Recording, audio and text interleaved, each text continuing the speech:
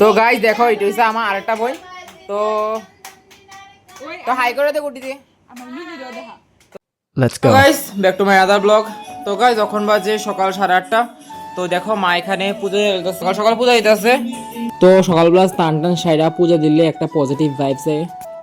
বাত তো সহি তো কার কার এমন মনে হয় অবশ্যই কমেন্ট করে জানাইবা। তো আজকে আরেকজন স্পেশাল মানুষ আইবো, তোমরা আশা করি চিনো সবাই। তো চিনবেই সবাই, কারণ হ্যাঁ অনেক স্পেশাল। আচ্ছা তো আমরা এখন টিফিন খামো, তো মা পূজা দিয়ে এলো তারপর বানাই দিব। তো ওই দেখো স্পেশাল মানুষ আয়া পড়ছে। তো অনেকদিন পরে আইছে হ্যাঁ, যার কারণে বাড়ির সবাই হ্যাঁ অনেক মিস করছে। তো দেখো আওয়ার সঙ্গে সঙ্গে সবাই কুড়িত আয়া পড়ছে এখানে। তো অ্যাকচুয়ালি বাড়িতে একটা ছোট বাচ্চা থাকলে বাড়িটা ভর্তি ভর্তি লাগে। এর উপর হে আমরা বাড়ির ফার্স্ট বেবি, তো যার কারণে এত আদর।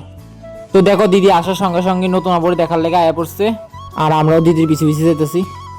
তো নতুন আবু খুব দুষ্ট হয়ে গেছে, রাখলে হে কান্না করে আর কুলে উঠলে ঘুমায়।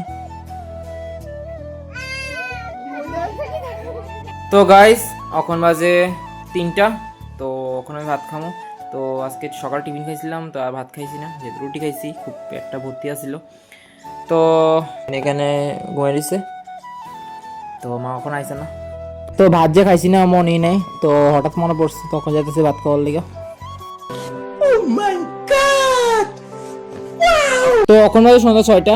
তো আমি মামার কুড়ো লেগে আইছি। তো আজকে মামা বিকালে আমার বাড়িতে গেছে না, তো মামা অল্প অল্প হাঁটতে পারে, তো যার কারণে দেখো হাঁটার চেষ্টাই করতেছে।